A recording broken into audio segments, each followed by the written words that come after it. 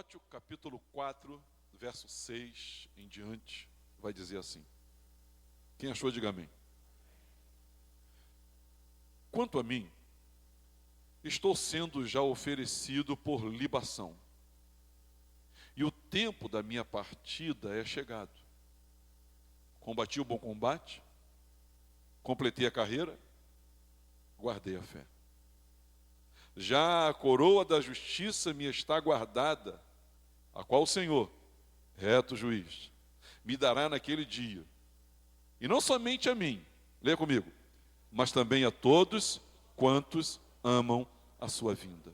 Vamos orar. Senhor Deus, cá estamos nós, já te louvamos, já derramamos o nosso coração diante de ti, já fizemos as nossas petições. Agora os nossos ouvidos do coração se abrem e a nossa mente pede milagrosa iluminação do Teu Espírito Santo para que não somente aprendamos, leiamos, não somente no nosso cognitivo, não somente na nossa mente, mas que essa palavra, ela venha, Senhor, nos trazer direção, revelação, orientação, transformação, consolação. Meu Deus, em nome de Jesus, fala conosco, Senhor. Nós queremos ter essa grata e abençoada, excitante experiência de percebermos: o Senhor está falando comigo, o Senhor está falando comigo. Como muitas vezes, Senhor, sentados ouvindo a ministração, a exposição da sã doutrina, já aconteceu comigo e muito com os meus irmãos também. Que hoje não seja diferente. Fala conosco, Senhor. Que não seja um ouvir inerte, alheio à parte, adormecido, cansado, mas, Senhor, que nós estejamos com o coração pulsando, ó Deus, por ouvir a Tua voz, que o nosso momento agora seja como quem derrama água em terra seca, que nós estejamos sedentos para absorver a Tua palavra, que é viva, que é eficaz, que é poderosa, que não volta vazia, que é espada de dois gumes, que é lâmpada para os nossos pés, que purifica a nossa vida, Senhor, que lava-nos, Senhor, completamente. Meu Deus, é no nome de Jesus que eu peço que seja assim. Me usa, Senhor, que eu seja um instrumento Teu. Essa não é uma manhã qualquer, essa é uma das maiores manhãs das nossas vidas, porque nós estamos na presença do Rei da Glória. Nós estamos na presença do Rei da Glória. Que manhã maravilhosa, Senhor. Então pedimos, ser conosco aqui em nome de Jesus. E o povo de Deus diga amém. Poder sentar, irmãos. Três atitudes, três propósitos que dão sentido à vida em Jesus. A nossa vida precisa ganhar sentido. Normalmente, nós vamos vivendo a vida, como diz, o sambista, nós vamos empurrando a vida como dá. Não tocando a vida como dá. Não, nós, irmãos, como servos de Deus, cristãos, a nossa vida tem sentido, tem valor, tem propósito, tem meta. Nós não corremos como quem não sabe onde chegar. Há quem diz que quem não sabe aonde chegar, qualquer lugar que chegar está bom. Mas nós, irmãos, temos um propósito, um sentido, um alvo, um objetivo, e esse, excelente. E esse, se crido, se acreditado, se confiado, de fato, revoluciona a maneira de nós existirmos, vivermos, lutarmos, a maneira que nós lidamos com a própria vida. E o apóstolo Paulo, escrevendo ao seu discípulo Talmidim, ele fala sobre esses três propósitos. Quanto a mim, estou sendo já oferecido por libação. O tempo da minha partida é chegado. Combati o bom combate, completei a carreira, guardei a fé. Já a coroa da justiça me está reservada pelo reto juiz. Não só a mim, não somente a mim, mas também a todos quantos amam a sua vinda. Essa segunda epístola do apóstolo Paulo, a segunda carta do apóstolo Paulo, ela tem algumas coisas interessantes. Primeiro é o lugar. Paulo está preso. Um dos pais da igreja, ele disse que era uma espécie de calabouço, um local, insalubre, um local muito desconfortável, ele está preso, está preso. Esse lugar é um lugar de dor, de sofrimento, para qualquer um, não para Paulo, não para um cristão, não para um servo de Deus. Interessante que não somente está preso, mas a situação que ele se encontra, Paulo, ele está para ser entregue para ser decapitado, ele está para ser entregue por libação, é como um líquido que é despejado em terra, como era comum nas seitas, né, vizinhas, era algo que era derramado, né, em louvor a uma entidade. E Paulo está dizendo, olha, minha vida está sendo ofertada, oferecida, derramada como um líquido precioso que é ofertado. E Paulo, ele está nessa situação. O que também é interessante nessa carta, meus irmãos, é o destino dela. Porque Paulo, ele não escreve para um apóstolo, Paulo, ele não escreve para uma igreja, Paulo escreve para o seu discípulo. Então, ele está preso, ele está prestes a morrer, e o destinatário, o destino dessa carta é Timóteo, um jovem que está iniciando o seu ministério. E Paulo, no final da sua vida, e normalmente é de se entender que no final da vida o homem fala, né, para pessoas importantes, coisas importantes. Você se torna seletivo no final da vida, muito mais quando à beira da morte. Você faz uma retrospectiva e sintetiza ali toda a sua sabedoria, e os seus valores são minimamente pesados, e aí você faz as considerações. E Paulo, ele está num lugar insalubre, Paulo, ele está numa situação, né, que antecedia a sua morte, e a agonia disso é muito grande. Eu já lidou com pessoas que estavam para morrer, e os sentimentos e os pensamentos ficam muito confusos quando arrastados, né, pela nossa autopiedade e sem perspectiva da eternidade. Mas não Paulo, ele aqui está tendo uma perspectiva da eternidade e não tem absolutamente nada de confuso aqui. Então o destino dele, ele escreve, veja a importância disso, veja o contexto disso. Ele não escreve para um apóstolo, ele não escreve para uma igreja, ele escreve para o seu discípulo. E é interessante também a abordagem que o apóstolo Paulo faz nessa carta, porque Paulo, ele está falando sobre as coisas do fim para alguém que está começando. Então entenda bem, Paulo fala das coisas do fim para alguém que está começando. Porque a maneira que você começa, para você terminar, você tem que entender o fim, você tem que enxergar o fim. A propósito, quem aqui quer permanecer firme e fiel até a volta de Jesus? Levante a sua mão assim. Eu quero ver, levante a sua mão. Olha, no meu entendimento bíblico da metanarrativa, só existe uma maneira de você conseguir fazer isso.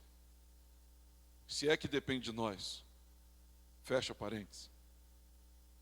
Se dependesse de nós, só tem uma maneira de você fazer isso. É você enxergar o fim. Só começa bem, só fica bem no meio, e só termina quem enxerga o fim. Foi esse o segredo de Abraão. Ele enxergou a cidade cujo arquiteto e fundador é o Senhor. Foi esse o segredo de Moisés, que não quis ser chamado como filho da filha de Faraó, mas contemplou tesouros superiores em Cristo Jesus. Foi esse o segredo de Davi. O salmista vai dizer que Davi ele contemplou o Senhor, o dia do Senhor. Abraão viu o meu dia, diz o texto. Então, esses que contemplavam o fim.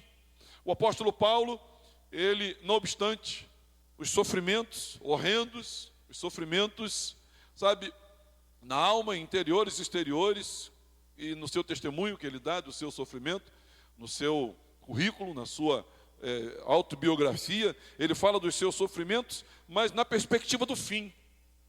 Eu já falei para os irmãos dos pés da bailarina, ou de uma bailarina, o quanto uma bailarina sofre para poder colocar todo o peso do seu corpo em cima dos seus dedos, dos seus pés, e na ponta dos dedos bailar para lá e para cá. Mas ela está olhando o fim.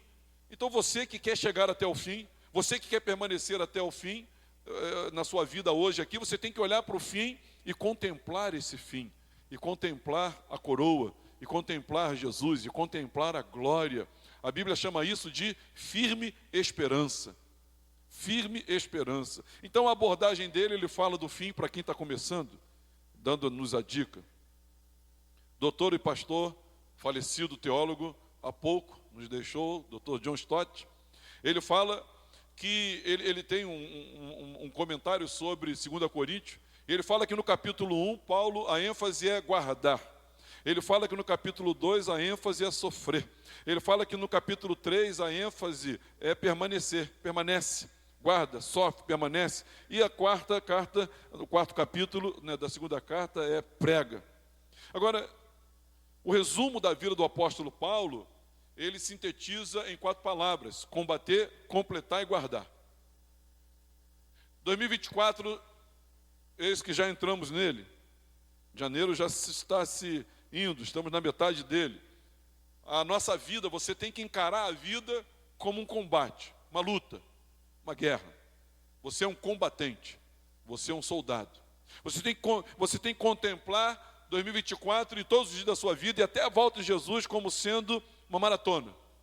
Você tem que completar a maratona. Nós vimos aí São Silvestre. Normalmente, lá para o lado da África, os etíopes, né, se destacam. Mas você tem que chegar ao fim. Muitos não completam. A perna não deixa. O pulmão não deixa. Olha, a cabeça não deixa. É o psicológico que não deixa. É a oxigenação, né, que não deixa. É o coração que não deixa. As pernas não deixam. Mas nós temos que completar. Chegar ao fim. E nós temos que guardar. Nós temos que proteger. Nós temos que manter viva a nossa fé. E isso, meus irmãos, é algo que eu e você precisamos fazer. E isso dá sentido à nossa vida. Nosso resumo de vida, ela não é diferente da do apóstolo Paulo. Há um combate, há um completar, né, e nós precisamos fazer isso. A igreja, uma igreja saudável, meus irmãos, um cristão saudável, ele precisa fazer 2 movimentos. Eu não sei se você entende isso, 2 movimentos de um cristão saudável. E ele deve ser movimentos simultâneos e movimentos sincronizados. É o movimento de guardar a fé, é o movimento de proclamar a fé. Você jamais será um cristão saudável se você não guardar a fé e proclamar a fé. Você jamais será um cristão completo se você não guardar a fé e proclamar a fé. É conhecer Jesus e fazê-lo conhecido. Você investe a sua vida em conhecer Jesus e investe a sua vida em fazê-lo conhecido. Você investe a sua vida guardando a fé e você investe a sua vida proclamando a fé. O que de Deus recebemos tem que ser guardado. E o que de Deus recebemos tem que ser compartilhado. É inspirar, respirar. Inspirar, respirar. Eu não posso só colocar ar para dentro. Eu tenho que colocar ar para fora. Eu coloco o ar para dentro, mas eu também coloco o ar para fora. Então eu tenho que guardar a fé, mas eu tenho que proclamar a fé. Repete comigo: guardar a fé, proclamar a fé. Nisso consiste, diga para o seu vizinho, a sua saúde. A sua saúde. Não, eu quero só guardar a fé. Não, você não deve só guardar a fé. Porque guardar sem proclamar, você é um sal que não salga. É a grande omissão. A grande omissão é guardar a fé e não proclamar a fé. A grande comissão é proclamar a fé. Você também não pode proclamar sem guardar. Se você proclamar sem guardar a fé, nós seremos fariseus, um clube de relacionamento sem essência. Nós não seremos absolutamente nada. Nós seremos um clube social. Meus irmãos, nós estamos, enquanto aqui dentro, trabalhando para guardar a fé. Mas na medida que a gente dá a bênção final e você sai daqui, você precisa, diga para o seu vizinho, proclamar a fé. Fala com ele, proclamar a fé. Proclamar a fé. Aqui dentro nós estamos proclamando, nós estamos guardando, nós estamos trabalhando através da leitura, da oração, da comunhão, da contemplação, sabe, do jejum, nós estamos guardando a fé. Mas quando o culto termina e nós saímos daqui, nós estamos proclamando a fé. E aí você tem que ser sal fora do saleiro. E aí você tem que ser sal que salga.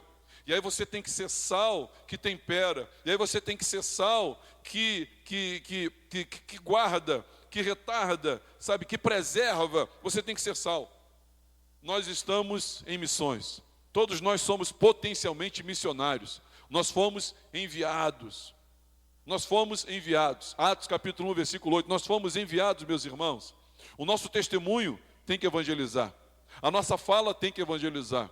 Nós temos que falar do amor de Deus. Nós temos que contar para as pessoas 2 coisas. E essas não podem ficar separadas. A primeira coisa que você tem que contar para as pessoas é o que Jesus fez por ela na cruz do Calvário.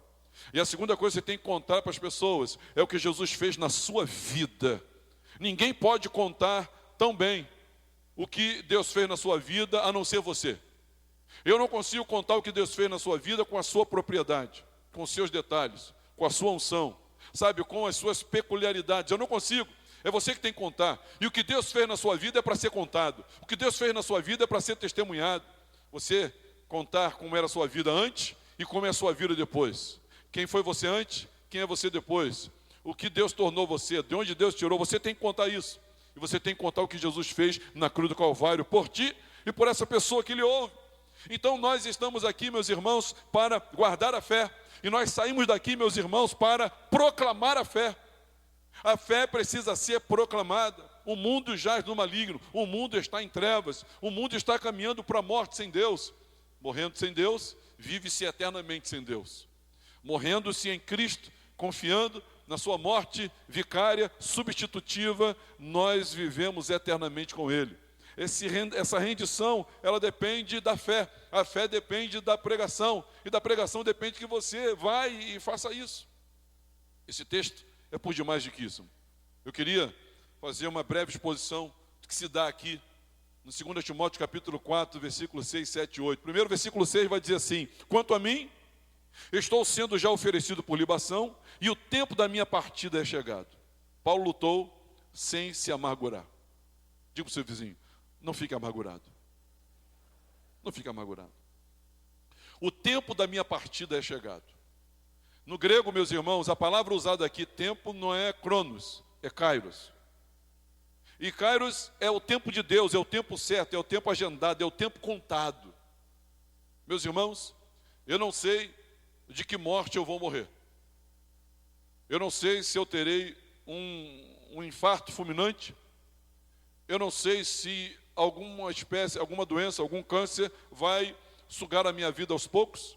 Eu não sei se será um atropelamento. Mas eu quero dizer para os irmãos que tanto o apóstolo Paulo, quanto a todos aqueles que são habitados pelo Espírito Santo e regenerados e lavados pelo sangue de Jesus, nós, irmãos, não somos vencidos por uma doença.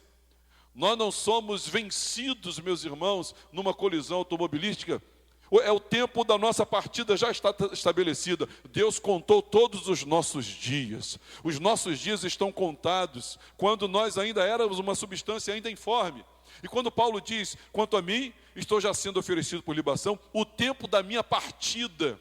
Paulo não seria assassinado, meus irmãos, e esses não são os autores, eles são os autores da morte, mas eles não são os autores da partida do apóstolo Paulo, porque Deus agendou esse dia. Repete comigo, Deus agendou esse dia. Deus agendou esse dia. Sabe, irmãos, quando eu espero estar com 2 Timóteo capítulo 4, versículo 6, bem vivo nos meus dias, quando se por eu adoecer para morrer, eu quero estar com isso bem vivo, porque não é a doença, e eu não tenho que me angustiar, me entristecer. Eu espero ter fé suficiente, peço a sua oração, e vou orar por você também, para que eu entenda esse tempo, não como cronos, um acidente, por causa de um vírus, por causa de uma bactéria, ou por causa de uma doença que a medicina não controla, mas que eu veja esse dia como sendo o Kairos, como sendo o tempo determinado por Deus, um tempo agendado por Deus, um tempo de Deus para a minha e para a sua vida também. Paulo não disse, coitado de mim, eu vou morrer. Ele disse, não, eu vou partir.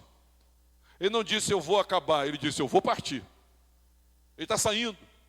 Ele está saindo de um corpo corruptível para o incorruptível, terrestre para o celestial, um corpo terreno para um corpo divino, semelhante ao corpo do nosso Senhor e Salvador Jesus. E isso não lhe permitiu amargurar no final da sua vida.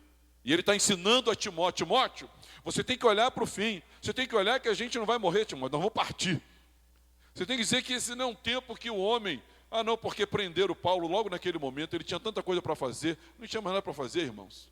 Ele não tinha mais nada para fazer. O tempo da partida, o tempo de Deus recolher os seus santos, porque preciosa é aos olhos do Senhor a morte de seus santos, chegou. E Paulo entende isso.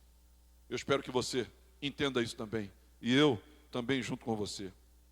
Ele diz no versículo 7, combati um bom combate, completei a carreira, guardei a fé. Paulo lutou, meu irmão, sem se amargurar. Sem se amargurar. Combati, agonizomai. no grego agonizomai, está falando aqui de uma competição com muita dificuldade, de grande esforço.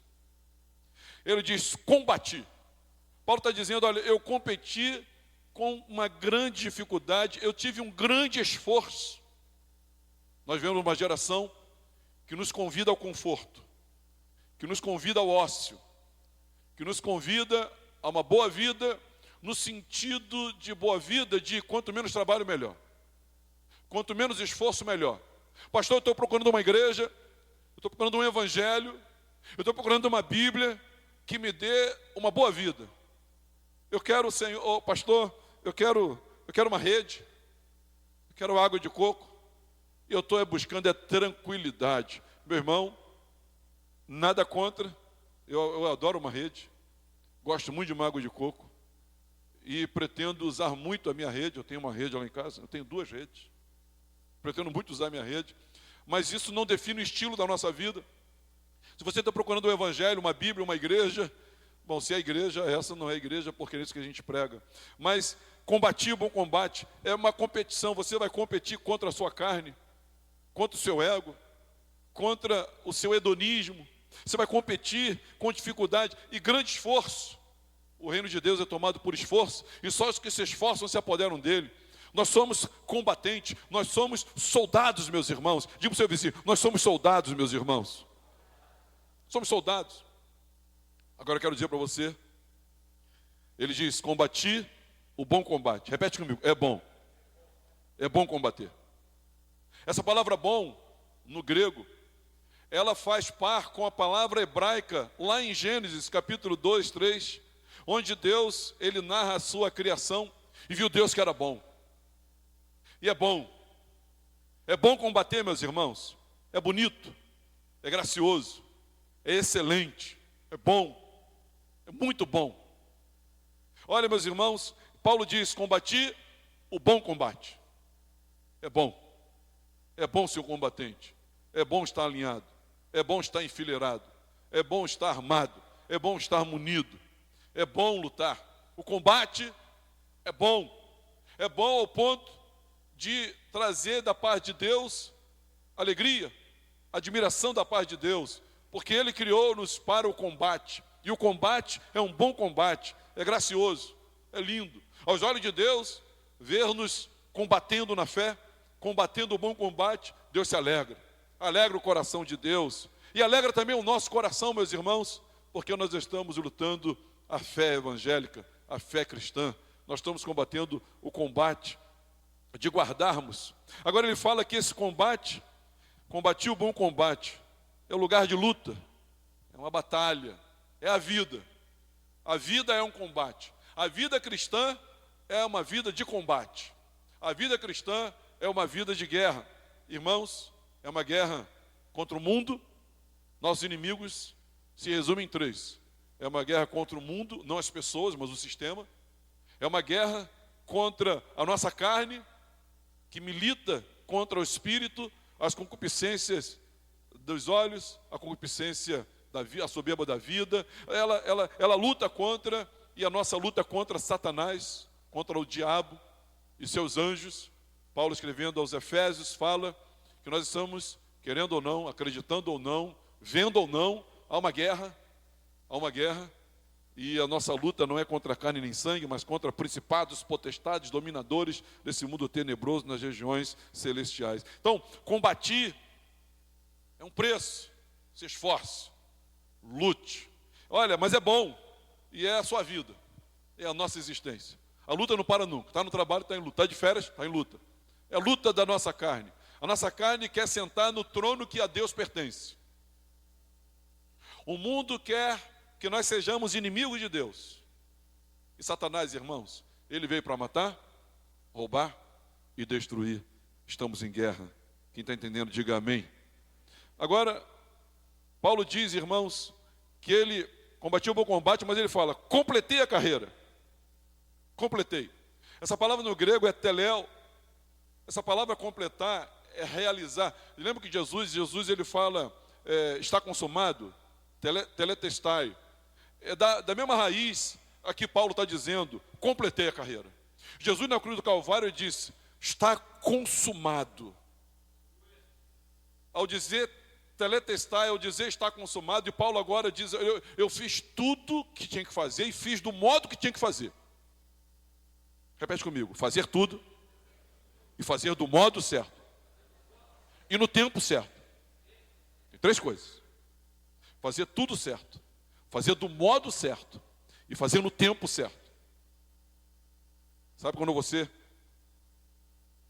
precisa, você vai limpar o chão da igreja. Sabe como é que se limpa o chão da igreja? Se limpa do modo certo, no tempo certo, meus irmãos. Sabe? E completamente. Limpar todo o chão. E Paulo está dizendo, olha, eu completei, eu cumpri, de forma que o realizado corresponda àquilo que foi dito, ao comando, à ordem. Às vezes a gente diz para alguém assim, aqui então na obra a gente lida muito com isso. Por favor, nós estamos contratando você para fazer essa parede. O camarada vem e faz a parede, mas ele não dá o acabamento, ele não dá a finalização, ele não prepara a parede para a próxima etapa. Ele diz, terminei. Não, mas do jeito que você terminou, eu não consigo entrar na próxima etapa. E esse teléu que ele diz, completei. Meus irmãos, eu quero dizer para você que a maneira que eu e você devemos viver, nós estamos hoje pela manhã aprendendo a ser cristão, nós estamos nessa manhã aprendendo a ser igreja, e nós precisamos, irmãos, fazer a coisa toda, fazer a coisa do modo de Deus e fazer a coisa no tempo de Deus. É fazer tudo, é fazer certo, é fazer no tempo certo. Mas ele completou, ele diz aqui, a carreira. Ele fala do curso da vida, ele fala do ofício da vida. A sua vida é uma carreira. Alguns dizem assim, fulano teve a carreira de médico, Beltrano teve a carreira de bombeiro, aquele lá teve a carreira de um militar. Meus irmãos, na verdade, seja médico, militar, eletricista, isso aí na verdade é uma graça que Deus está te dando para você não ser apenas médico, mas como médico, no meio dos médicos, você combater o bom combate e completar a carreira cristã no meio dos médicos. Você que é eletricista, completar no meio dos eletricistas. Você que é caminhoneiro, completar no meio dos caminhoneiros. Porque a sua carreira, e se você é casado, completar a carreira como você tem uma carreira maior do que ser marido, mais do que ser esposa. Não, a minha grande carreira na vida é ser mãe. Não, a sua grande carreira na vida é combater o bom combate, completar a carreira de fé e fazer dos seus filhos discípulos. Não, a minha grande carreira, pastor, é ser filho. Não, a sua grande carreira é ser cristão. Eu completei a carreira. Ou seja, ele fez tudo, ele fez da forma certa, ele fez do tempo certo. E esse é o estilo de vida, é o curso da vida, é o seu ofício. Quando você escolher a sua profissão, ou você que já escolheu a sua profissão, ou você que vai escolher uma faculdade, vai dizer assim, eu vou fazer administração, contabilidade, não, fazer educação física, veterinário. Você está escolhendo aonde você vai se infiltrar para cumprir o propósito de Deus na sua vida, guardando a fé, proclamando a fé. Aí você vai guardar a fé e proclamar a fé no meio dos administradores, dos contadores, das empresas que você vai contratar. Você vai proclamar a fé lá.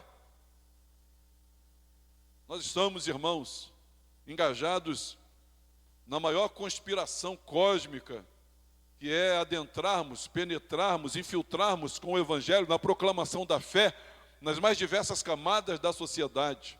Por isso que nós precisamos que você de fato se infiltre, mas tendo senso de propósito de vida. É uma carreira, você tem que completar tudo, fazer tudo que Deus quer que você faça, fazer da forma que Deus quer que você faça, fazer no tempo que Deus quer que você faça. Quem está entendendo, diga amém. E por último, no versículo 7, guardei a fé. Esse guardei aqui, no grego também, é terel. Terel, irmãos, é atender cuidadosamente, tomar conta, guardar, manter alguém no estado no qual ele está. Ou seja, guardar. Olha, Deus, a fé vem pelo ouvir, e ouvir pela pregação do Evangelho. Jesus, ele é o autor e o consumador da nossa fé. Sem fé é impossível agradar a Deus. Essa é a vitória que vence o mundo, a nossa fé. Nós temos que guardar a fé. Esse terel aqui foi o mesmo usado. Você lembra quando Jesus foi interpelado por um jovem rico? E o jovem rico disse assim para Jesus: Jesus, o que eu tenho que fazer para ter a vida eterna? O que Jesus disse para ele? Terel, guarda os mandamentos. E Paulo está dizendo, você tem que guardar, preservar, viver, executar, manter no estado em que você recebeu. E ele fala de fé. É a convicção de que Deus existe. É o Criador, é o governador, o provedor, o doador da salvação eterna. Tem um plano na nossa vida, que começou lá na eternidade, antes da fundação do mundo, quando o Cordeiro foi imolado. Quem está entendendo, diga amém. E agora a gente chega no versículo 8, que ele vai dizer assim: já a coroa da justiça me está guardada, a qual o Senhor, reto juiz, me dará naquele dia. E não somente a mim, mas também a todos quantos amam a sua vinda. Primeiro, ele diz, já a coroa da justiça. Repete, coroa da justiça. Paulo está usando, ele está numa cultura grega, numa filosofia grega, ele está usando aqui Stéfanos. É uma guirlanda, é um costurado de folhas, né, que era colocado na cabeça. Era dada como prêmio aos vencedores nos jogos públicos. Atenas, né, e também Atenas e tantas outras cidades gregas, elas se destacavam nos Jogos Olímpicos. Logo, Paulo usa para que Timóteo entendesse, olha, já Timóteo, a coroa da justiça me está reservada. Então, Paulo, irmãos, durante todo o tempo da sua vida, ele olhou como um desportista olha para o pódio, e a despeito da sua falta de oxigenação, e o seu sangue, e o batimento cardíaco, e as dores, e a falta de fôlego, e ainda assim, superando os limites humanos, batendo recorde atrás de recorde, eles continuam correndo, a fim de que, ao final, sejam premiados, galardoados, subam ao pódio e recebam ouro. Eles recebem uma carga tão grande de adrenalina, quando apaixonados estão pela taça de ouro, e essa carga de adrenalina, ela os impede, inclusive, de sentir a dor. E eles são anestesiados das próprias dores dos músculos que estão gritando e dizendo, nós vamos nos romper. Nós vamos nos romper, você vai ter uma distensão. Olha, você vai ter problemas aqui. Mas eles são anestesiados, não conseguem ver aquilo e continuam correndo, superando-se a si mesmos, porque querem subir ao pódio. Paulo viveu assim a sua vida toda, meus irmãos, e é assim que nós temos que viver. Se você quer perseverar, não persevere pautado numa resposta de Deus. Não persevere pautado na próxima bênção, mas persevere pautado de que um dia nós vamos receber a coroa da justiça. Diga glória a Deus por isso. Agora, essa coroa, meus irmãos, é da justiça. Ele diz no grego aqui, de kaiosune. É uma condição aceitável. Na verdade, essa palavra de kaiosune, ela tem a ver com a palavra justificação. Então aqui Paulo está dizendo que essa coroa que ele vai receber, e agora olhe para mim, preste atenção, porque o Evangelho, a Bíblia Sagrada, preste atenção nisso, a única religião no mundo onde a gente prega salvação pela graça é o Evangelho. Não existe uma religião no mundo, no planeta Terra, que pregue salvação pela graça. Esse é o nosso diferencial. Pastor, qual é o nosso diferencial de todas as seitas, religiões e credos por aí que vão? Não existe uma no planeta que pregue salvação pela graça. Tudo é troca, tudo é barganha. Tudo é a teologia retributiva. Você é retribuído, você dá e recebe. Você faz e Deus faz para você. Não, no Evangelho não. No Evangelho, você recebe gratuitamente em Cristo Jesus.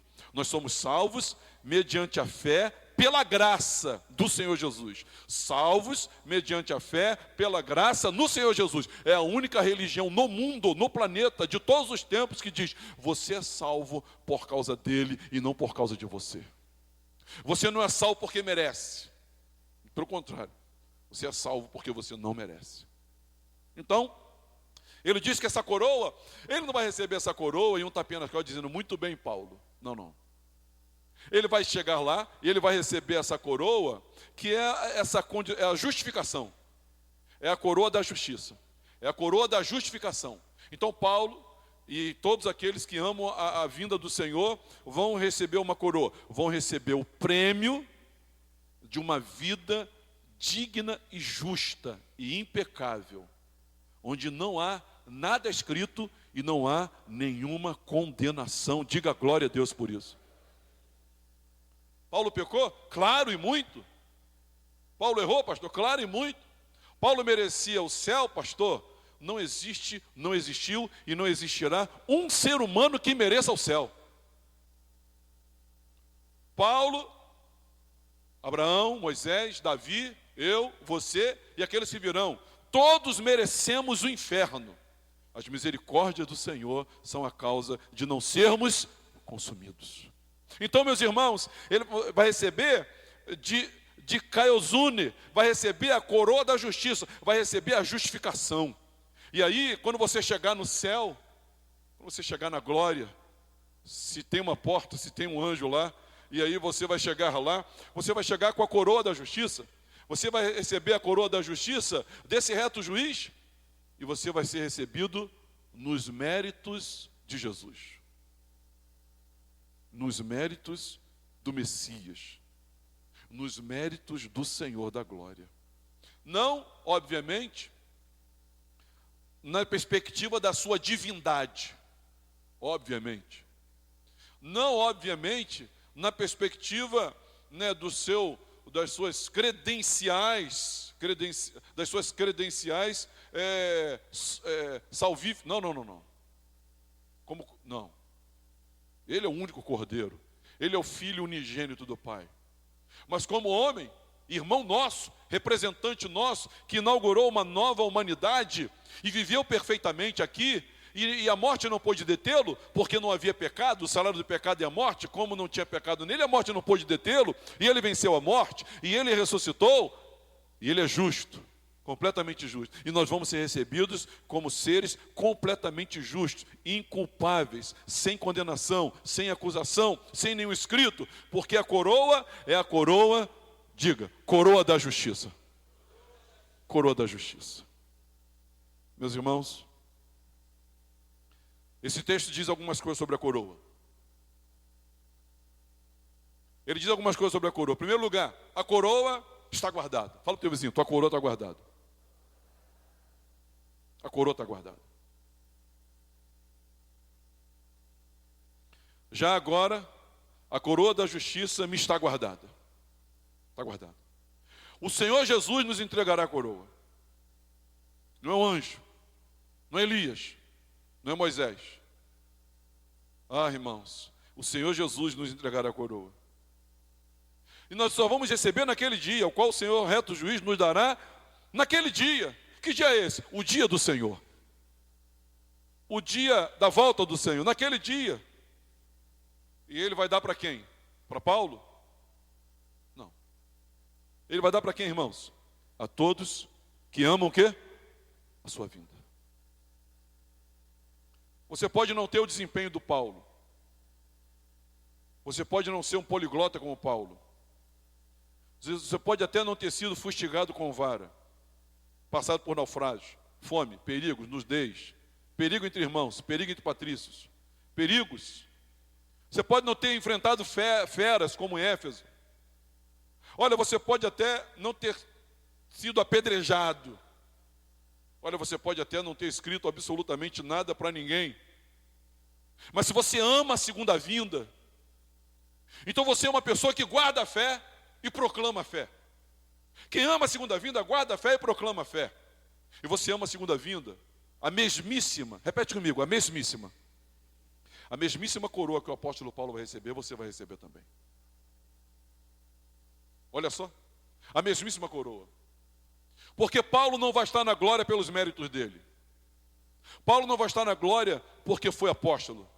Paulo não vai estar na glória porque sofreu. Paulo vai estar na glória porque no dia a coroa dele estava guardada e o Senhor reto juiz, o dará não somente a eles, mas também a todos que amam a sua vinda. Diga glória a Deus por isso. Por isso eu queria deixar alguns conselhos para mim, para minha família que está aqui, para os meus irmãos. Em primeiro lugar, busque em sua luta motivos de gratidão a Deus. Busque em sua luta motivos de gratidão a Deus. A Marta disse que vai visitar a irmã Sebastiana, lá irmão Paulo. Estão passando por dificuldades incríveis. Mas toda vez que eu visito a irmã Sebastiana, e ela falou isso semana retrasada, ela diz, pastor, não estou aguentando. Está difícil para mim. Não está de brincadeira, não. Mas, pastor, eu sou grato a Deus. Contudo, não obstante, porém, todavia, eu sou muito grato a Deus. Eu sou muito grato a Deus. E o marido dela está morrendo aos poucos. Mas ela diz, eu estou muito grato a Deus. No capítulo 1, versículo 13, ele começa a carta com ações de graças. Paulo termina feliz. Paulo termina com gratidão. Meus irmãos, nós temos motivos de gratidão. Eu falei com a Sione essa semana. Nós fomos visitar uma amiga. Eu falei com a Sione, você viu só? Ela está sem apetite. Ela não está sentindo o sabor da comida. E ela não tem mais ânimo para comer. Lembra do dia que você estava chateado da vida? Você lembra do dia que você estava aborrecido com a vida? Você lembra desse dia? Mas ainda que tenha sido um dia difícil, desafiador, ruim para você, ainda assim, você tinha que encontrar razões para ter gratidão a Deus no seu coração. Porque é muito provável, diferente dessa amiga, você continuou tendo apetite. E sentindo o sabor das comidas. Nós temos que sempre encontrar motivos de gratidão a Deus. Não importa, por mais duro que esteja sendo esse capítulo da sua vida, busque em sua luta motivos de gratidão a Deus. Porque Deus é sempre bom. Deus é bom o tempo todo, meus irmãos. Quem concorda comigo, diga amém. Segundo conselho, assuma as suas lutas como suas. Fala para o teu irmão, essa luta é tua mesmo, irmão. Sem vitimizações, sem autopiedade. Ah, porque eu? Logo eu? Ah, por que assim? Ah, por que agora? O que eu fiz de errado? Assuma suas lutas como suas. Paulo disse, combati o bom combate. Completei a carreira. Guardei a fé. Essa luta é sua mesmo. Domingo à noite, passou e eu falei sobre os propósitos de Deus nos tempos da vida. Deus tem propósitos. Deus tem tempos específicos para todos os propósitos. Em cada tempo na sua vida, Deus está tendo um propósito. E essa luta é sua. Sem vitimizações. Sem autopiedade.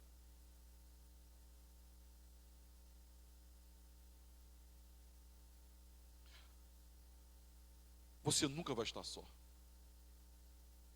Jesus, Mateus, ao finalizar seu evangelho, Jesus diz assim, eis que estou convosco todos os dias, até a consumação. Ele está com você. Assuma suas lutas como suas, Ele está com você. Você nunca está sozinho. Ah, ninguém está me ajudando. Não fale isso. Não ignore a pessoa, a presença, a constância de Deus na sua vida. Ninguém está me ajudando. Tá sim. A graça de Deus nunca abandona a gente. E olha, a graça de Deus sempre levanta alguém. Pode não ser quem você está esperando. Pode não ser quem você fez por essa pessoa. Mas a graça de Deus sempre vai levantar alguém para abençoar você. Não há provação que você não possa suportar. Deus mediu a aprovação. Deus pesou a sua aprovação. Deus, ele balançou a sua aprovação. Você pode suportar. Mas não com vitimizações. Não com autopiedade. Mas com motivo de gratidão a Deus. Porque a vida tem uma guerra, é um combate, é uma maratona, é uma luta mesmo. Deus usa as provações para o nosso bem e aperfeiçoamento. Deus não desperdiça uma lágrima. Deus não desperdiça uma dor. O único desperdício que nós temos na vida com lágrimas e dor são os sofrimentos oriundos do pecado. Os sofrimentos oriundos do pecado não são promovidos por Deus, são promovidos por nós mesmos. Então o pecado faz sofrer mesmo, é verdade. Mas as provações para aperfeiçoamento, meus irmãos, Deus usa as provações para o nosso bem e para o nosso aperfeiçoamento. Assuma as lutas como suas. Conselho para dividir para mim com os irmãos: não lute as lutas que não são suas. O apóstolo Paulo, ele também escreve assim nesse mesmo livro: procura apresentar-te a Deus aprovado como obreiro que não tem que se envergonhar, que maneja bem a palavra da verdade. Não somos chamados para fazer todas as coisas. Nós não somos chamados para fazer todas as coisas. Foi chamado para ser fiel ao que Deus colocou nas suas mãos. Deus colocou algo nas suas mãos. Essa palavra aqui, aprovado, é dokimos. Essa palavra dokimos é interessante. O que acontecia? Não existia moeda papel naquela época. Tudo era metal. Dinheiro em papel não tinha. Cédula não tinha. Então o dinheiro era metal. E o que eles estavam fazendo? Eles pegavam as moedas de metal e, como era um metal precioso, eles lixavam a moeda, e aquela poeirinha, ela era vendida. Então eles lixavam a moeda e vendia. Então as moedas ficavam mais finas, né? O diâmetro, de forma assim quase imperceptível, o diâmetro era diminuído, ou a espessura era comprometida. E aquele era negociado aqui e ali. E eram tantas moedas adulteradas, já naquele tempo, em dinheiro adulterado, dinheiro falso. Já eram tanto dinheiro falso, mas só que existiam alguns comerciantes, que esses comerciantes, eles não trabalhavam com aquela moeda. Eles não aceitavam aquela moeda. Tinham tantas, que passou todo mundo a trabalhar com aquilo. Mas havia alguns comerciantes que diziam assim: não, aqui nós não temos moeda. Então eles pesavam e mediam as moedas para ver se estavam. E esses comerciantes eram chamados de dokimos. Eram homens honestos que não aceitavam aquilo. Então, quando Paulo está dizendo aqui, olha, procura apresentar-te a Deus como obreiro aprovado, que faz tudo, obreiro completo, com obediência completa. Meus irmãos, meu pastor dizia muito isso: obediência parcial é desobediência. Pode repetir? Obediência parcial é desobediência. Então faça o que Deus mandou para você e faça completa, integralmente, exatamente como Ele pediu. Não faça mais do que Deus lhe mandou. Por quê? E também não faça menos. Não faça mais do que Deus mandou, mas também não faça menos do que Ele ordenou. É na medida certa. Dokimos, moedas na medida certa, no peso certo. Medida certa, no peso certo. Nós temos isso para apresentar ao Senhor. Quarto lugar: não se vanglorie, não se exalte. Quem prega não é maior do que quem ouve. Quem cura não é maior do que aquele que varre. Somos todos iguais. No reino de Deus, não há uma hierarquia. Somos todos filhos do mesmo Pai. Enquanto aqui, nessa dimensão, nós estamos organizados, como recomenda Efésios, capítulo 5 e 6, os ministérios. Deus concedeu pastores, profetas, evangelistas, mestres para o aperfeiçoamento dos santos. Mas não existe, meus irmãos. Então somos todos iguais. É o que Paulo escreve aos Coríntios, né, lá no capítulo 12, 14, falando sobre o corpo. O pé não pode dizer que é maior do que, o olho não pode dizer que é melhor do que a mão não pode dizer não preciso de ti. Então, meus irmãos, nós não somos independentes uns dos outros. Nós também não somos dependentes uns dos outros. Nós somos interdependentes. Um precisa do outro. Um é igual ao outro. Amém, meus irmãos? Nós somos uma igreja e é muito importante a gente olhar assim. Muito importante. Ninguém tem a primazia. Jesus tem a primazia. Então Paulo aqui, ele não se vangloria. Ele não fala dele, ele fala de Cristo. Paulo não se destaca ou se distingue dos demais. Ele diz, é interessante ler, irmãos, já agora, a coroa da justiça me está guardada. Ele foi feliz, ou melhor, perdão, né? O Espírito Santo aqui, o qual o Senhor reto juiz me dará naquele dia, não somente a mim, mas também a todos quantos amam a sua vinda. Então não é ele. Então você não tem que se vangloriar, porque você não é maior do que ninguém. Diga para o seu vizinho, você não é maior do que ninguém.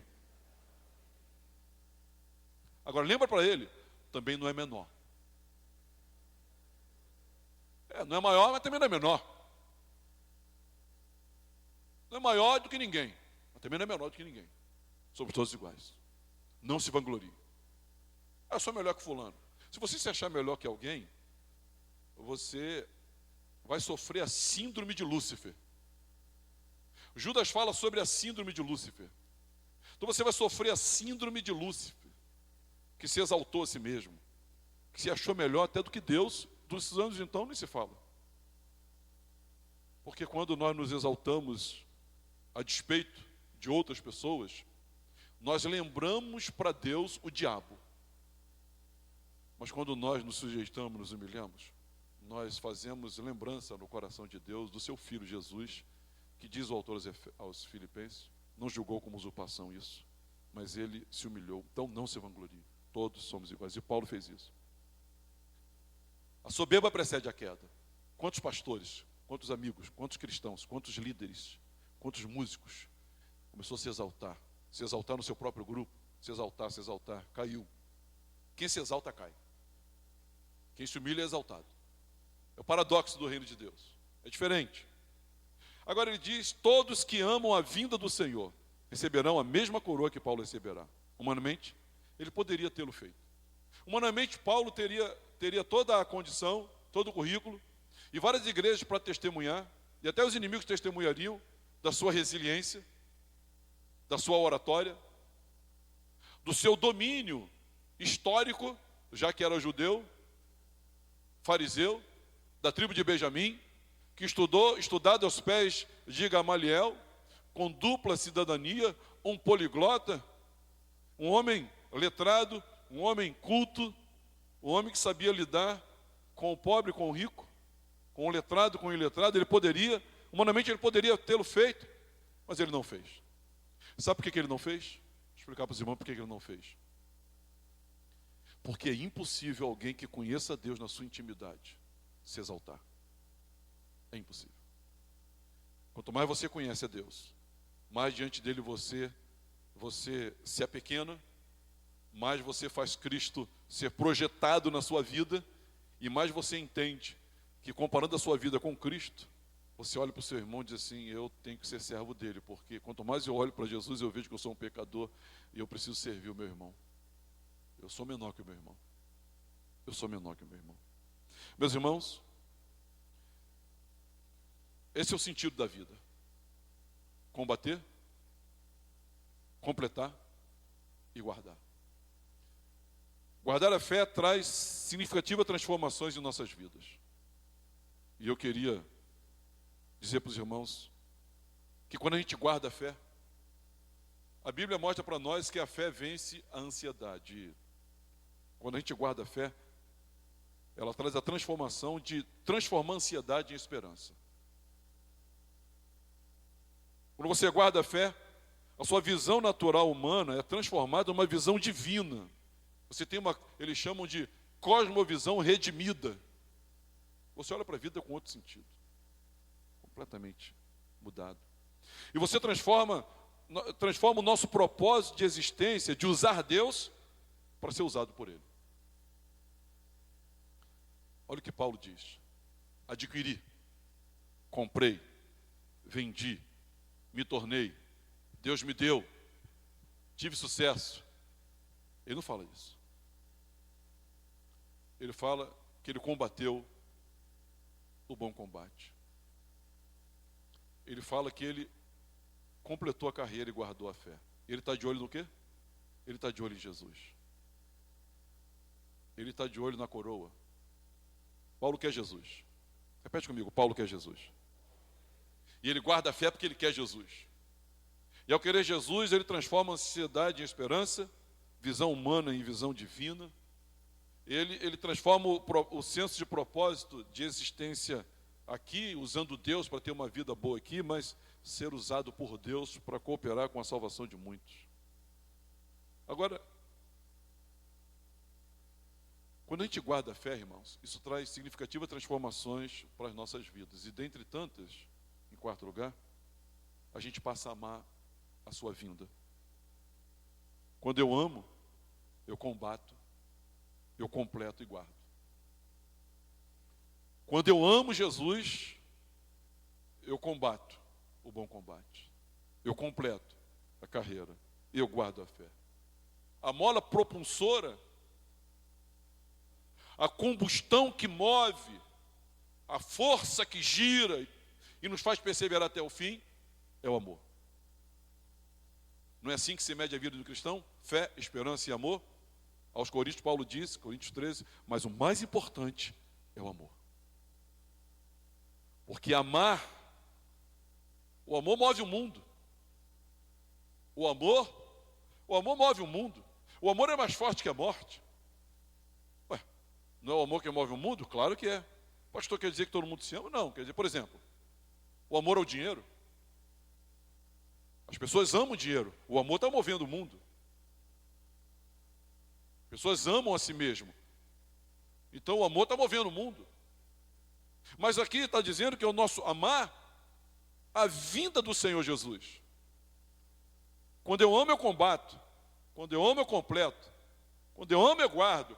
Quando eu amo, a minha vida tem sentido, razão, significado e propósito. Sentido, razão, significado e propósito. Se eu não amo, eu não valho nada. Eu não presto para nada.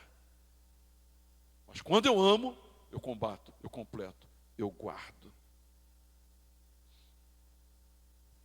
Paulo, não somente a mim, mas a todos quantos amam a sua vinda. A minha santa utopia é que eu faça parte de uma igreja onde todos nós amemos a segunda vinda de Jesus. Amemos a glória de Jesus, queremos ver Jesus, queremos conhecê-lo, queremos partir para essa dimensão e estamos aguardando. E aí quando nós amamos isso, nós olhamos para isso, nós olhamos para o pódio, nós olhamos para a volta dele, onde a sétima trombeta vai tocar, os céus vão se abrir. Ele descerá com seus santos anjos, em poder e em glória, ressuscitará os mortos primeiro, os vivos, nos encontraremos com ele, tudo será restabelecido, redimido, restaurado. Nós amamos a glória dele, a finalização, consumação e redenção e glorificação de todas as coisas. Nós amamos. Quando nós amamos, nós combatemos. Nós completamos. Nós guardamos. São 3 atitudes que dão sentido para a nossa vida em Jesus, quando de fato nós amamos a Ele. O povo de Deus diga amém. Vamos ficar de pé.